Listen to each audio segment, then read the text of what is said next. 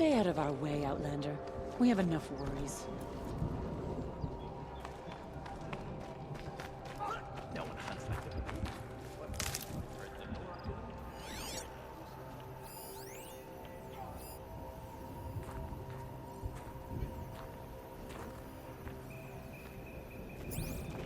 Deep din. Silence by rising waters. For the offspring, whatever they do with passion.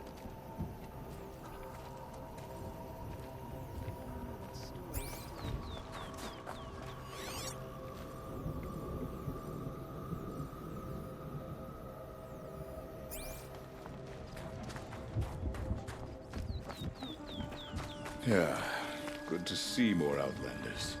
We Banuk are too isolated from the other tribes. Feel free to listen and learn, Outlander. Our ways may suit you. I remember the Red Raids, Outlander. I know what outsiders bring to the cut. You've chosen a poor time to visit the cut, Outlander.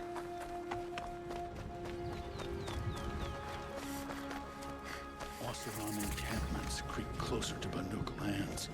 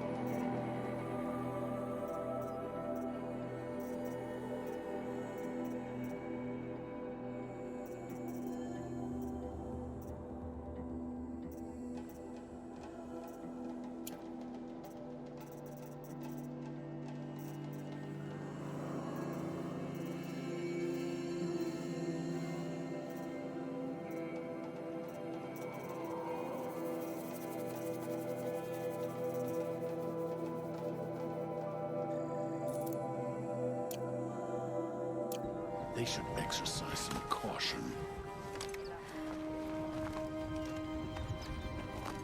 We remember Banukai, when the old Our ones were struggles fresh don't in their concern graves you, and our numbers were Outlander. still small. It was she who led us through the frozen wastes. We also remember the ravenous tribe, who delighted in sucking the marrow from our broken bones. Don't take for granted Everywhere that the Banukai Lord and her Werak fled, to them what the they do. ravenous tribe were never far behind. Seeking a way to defeat them, Banukai went into the wastes and let the wind whip her cheeks. And when the cold brought sleep, she dreamt of light. She saw it behind the world, a great calming sheet of icy blue. And she saw something new. Herds of machines, each filled with the same blue light. When she woke, she knew which star to follow. She walked for many days and nights until she arrived at a temple built from sparkling ice. At the gates of the temple, she was met by the machines from her dream, who bowed to her as she entered.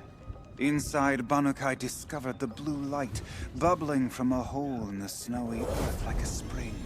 "You bid me come," she said. "My people need aid. Will you provide it?" The machines whispered to Banukai. "We go where the light goes, for we are its chosen vessels. There is darkness in your heart. It cannot hold the light for long. Carry it to your people if you must, but the cost will be great." Banukai waded into the pool. The light reared like a nest of snakes and struck Banukai, piercing her skin, filling her up.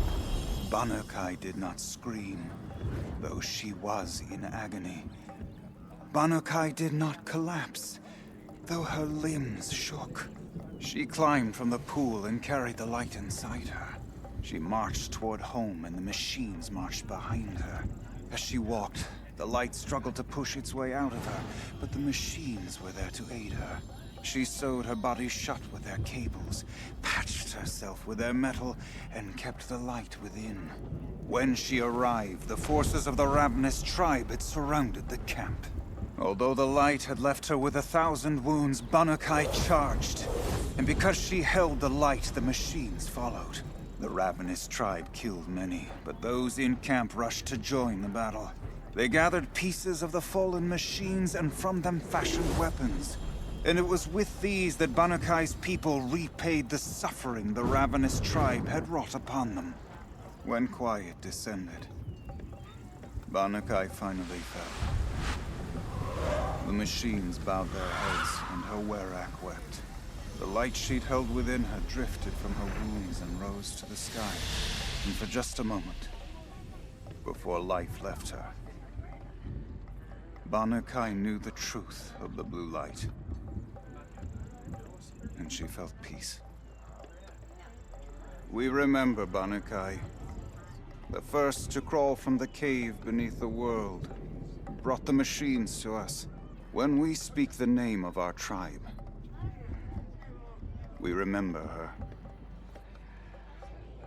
And we will not forget.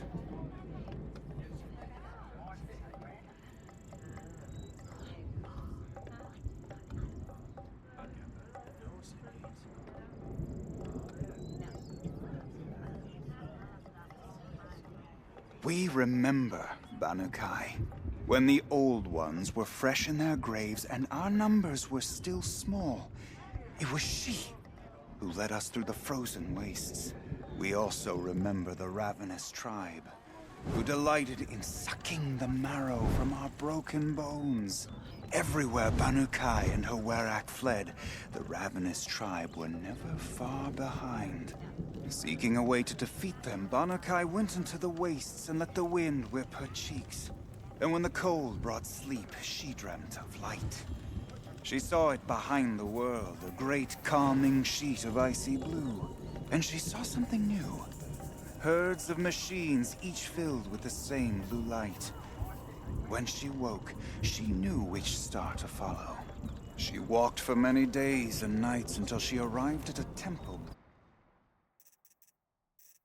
built from sparkling ice. At the gates of the temple, she was met by the machine.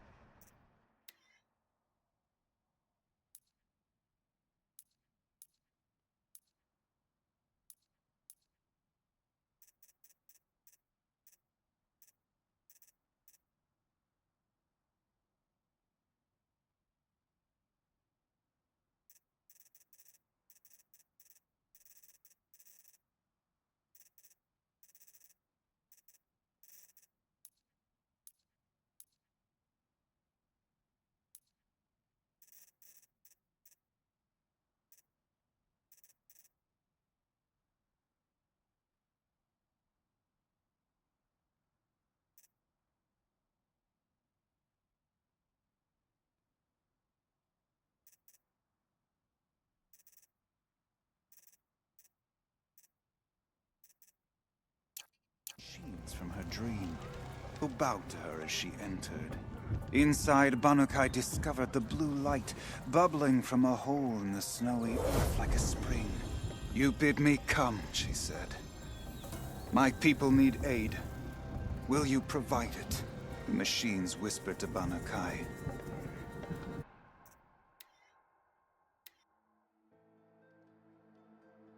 I think of the tall neck as a reminder. There is nothing the wingers of the cut cannot freeze.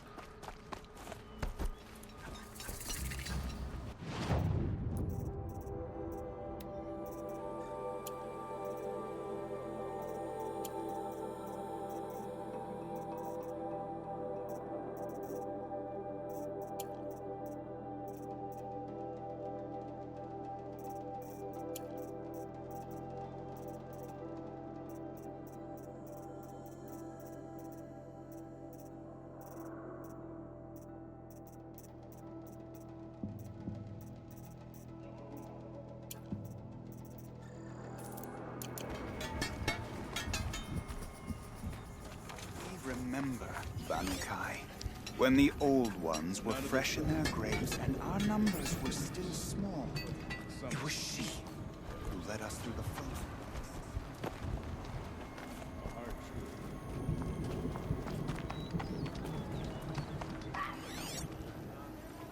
Tonight, we sing our Wirak songs.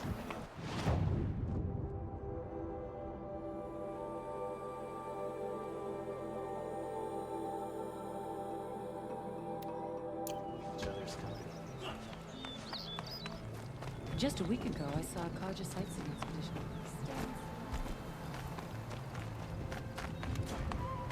You seem sad, stranger. I heard you mention a flood. Yes.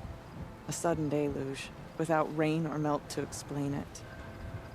I'm Laolai, the drummer of Deep Din. Or at least I was, till it disappeared under the waters. Deep Din.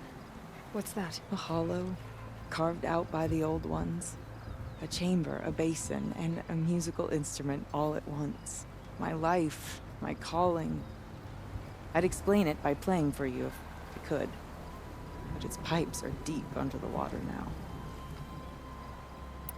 So Deep Din is a place, and a musical instrument? Yes. Pipes that carry a perfect tone beneath a sonorous basin. A wondrous edifice the old ones used to carry music far and wide. During the war, my father played the pipes to rally the Banuk against the Karja. I'm the drummer now. But our battles are few and far between. Mostly I play for the joy of it. Or to remember my family. Of course, if the waters don't recede, what's the point of joy? Or remembering? So the waters came fast. One day it was dry. The next, the nearby river had risen and the entire basin was flooded. I don't understand it. There was no rain, not even any clouds, and yet the river rose higher than I'd ever seen it. And there it remains. A flood without rain. That is strange. Where is this place? I'll have a look if I'm in the area. Just northwest of here. Look all you like, but I don't see what good it'll do. The floodwaters aren't going anywhere. How does one ask a river to relent?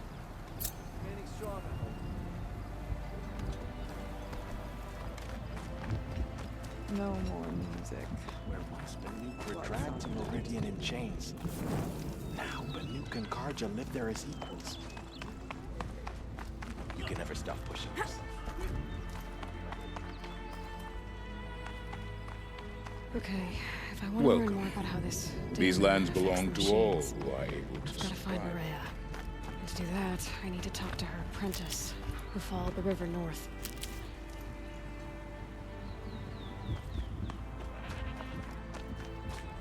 Outlander, wait a moment.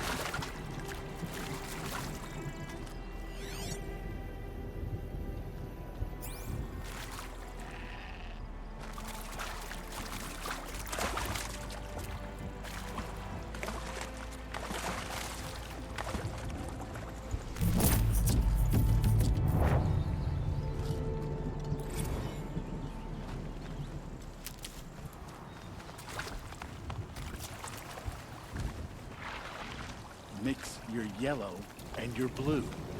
That's how you get green. How do these youngsters not know these things?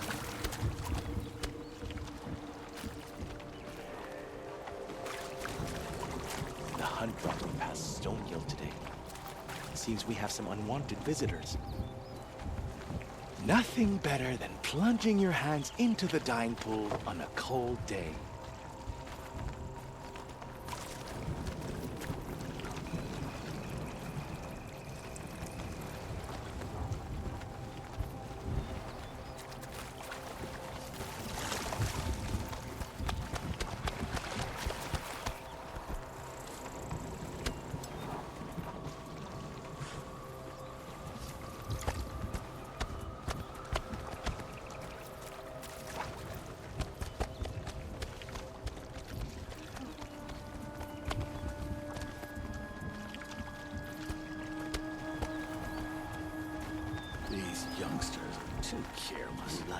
cloth always comes out splotchy. Outlander!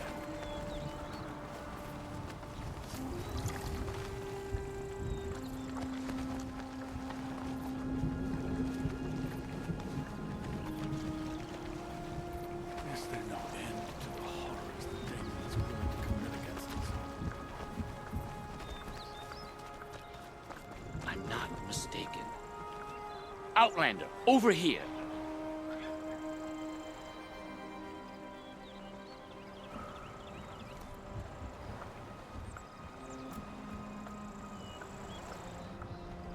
That weapon of yours, Outlander, that spear. I can see the blue light upon it. You're not the first to take an interest in it. I've made it myself. Your own design. And yet you are not a shaman. No. More of a tinker? A tinker does not understand the spark in the metal, the song in the metal like this. But it could be improved upon, modified with the help of the old ones. Far north of here, there is a cave, a shaft in the snow. Within it is a nest of metal birds. Find a bird that hasn't been stripped by shamans past. Look for a rail inside it, the length of your spear. That's all I can tell you. Get a rail from some metal birds in a cave. Sounds perfectly normal. White teeth come to the cut. Not every day you see one of the great lyrics.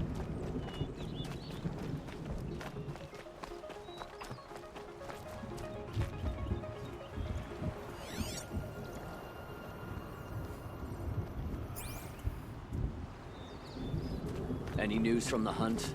The herd isn't roaming far from the camp. Keep them together this time.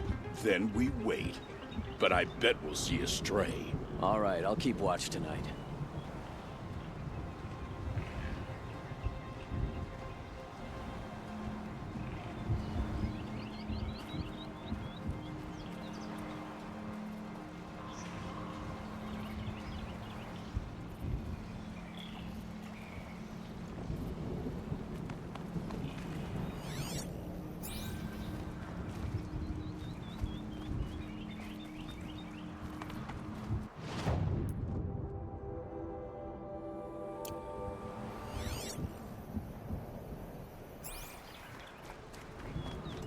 A shaman once who drank machine oil. I think the conclave banished him. If we must face stronger machines, we'll have to become better hunters.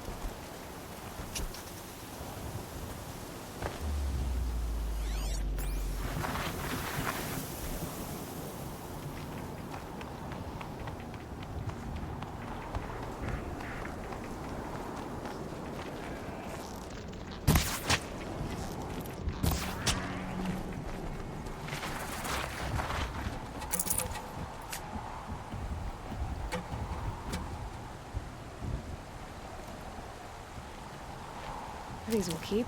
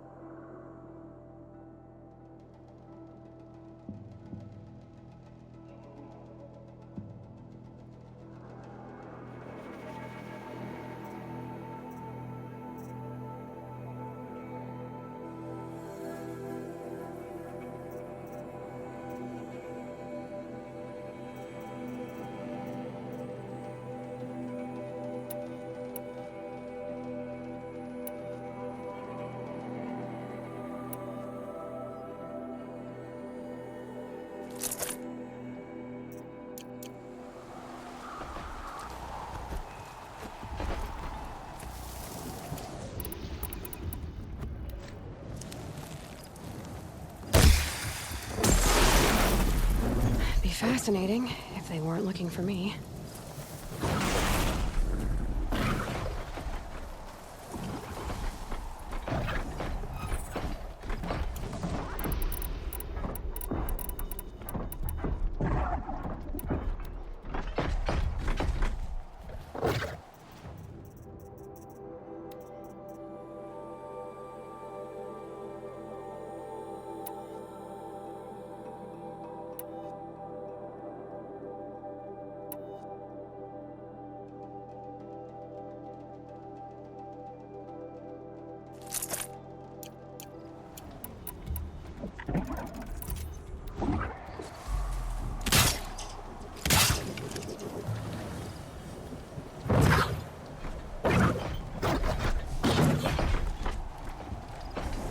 Get on with it.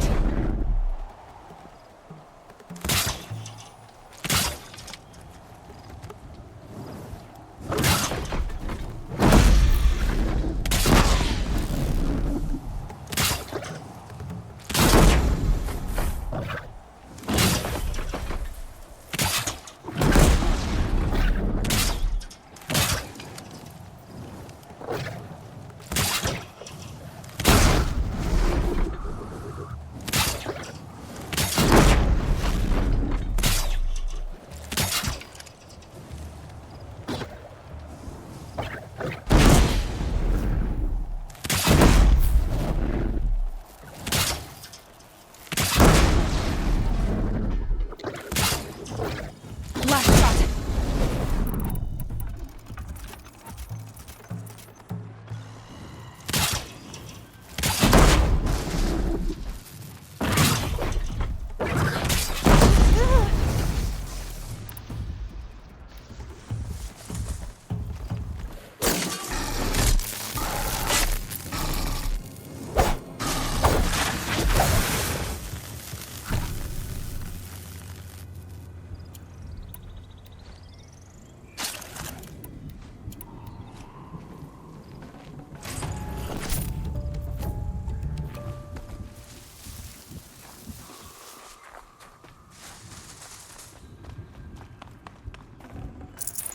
No space.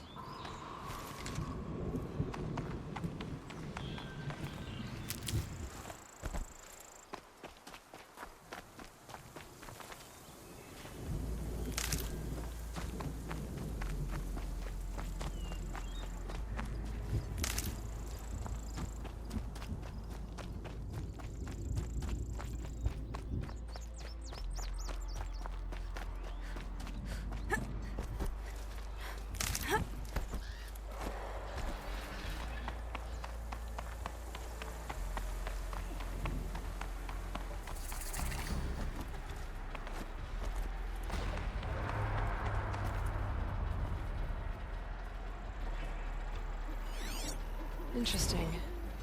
Maybe I could override it.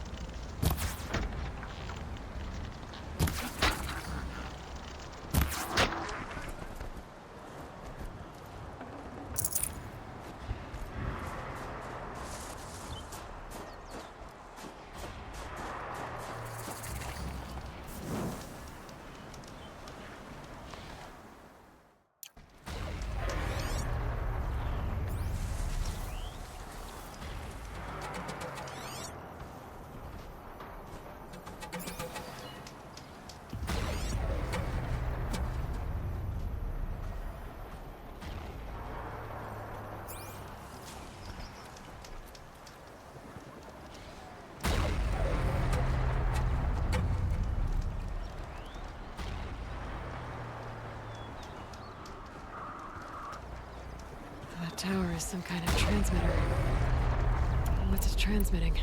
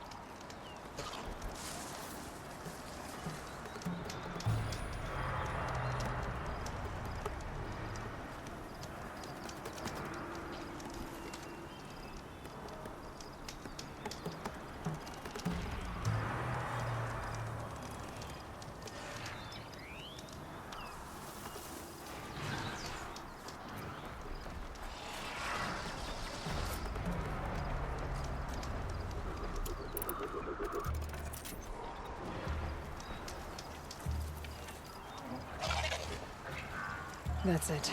I'm already gone.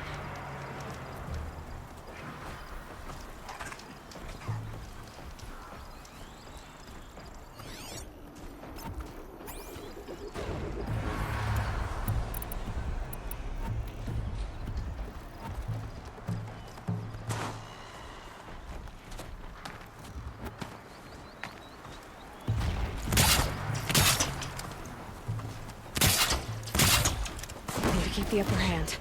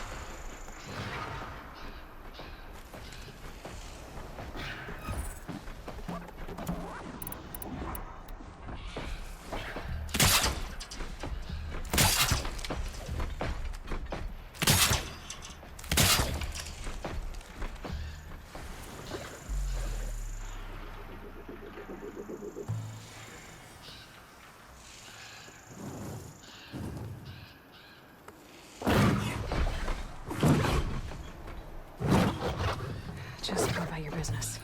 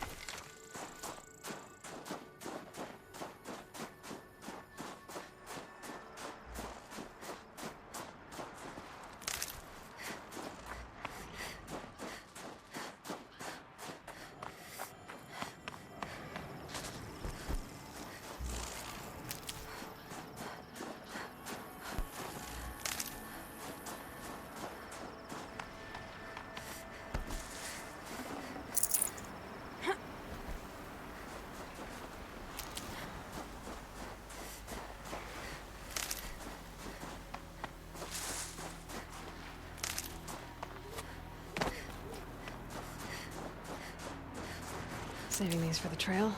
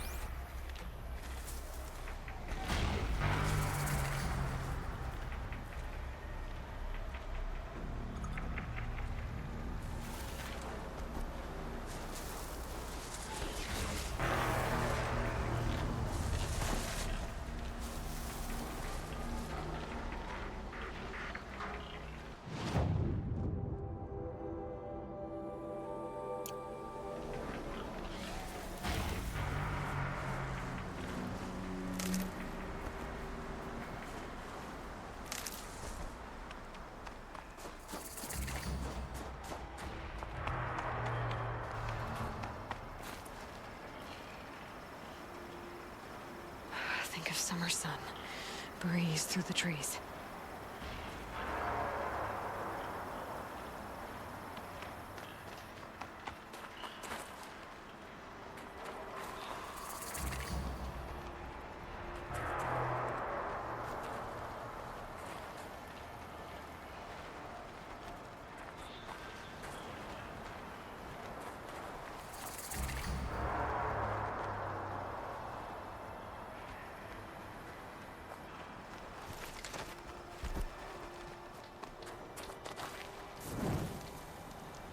So, machines in the south suffer their own sort of corruption. I wonder what sort of challenge they present. Should have brought a cart. The bandits may have wormed their way into the cut.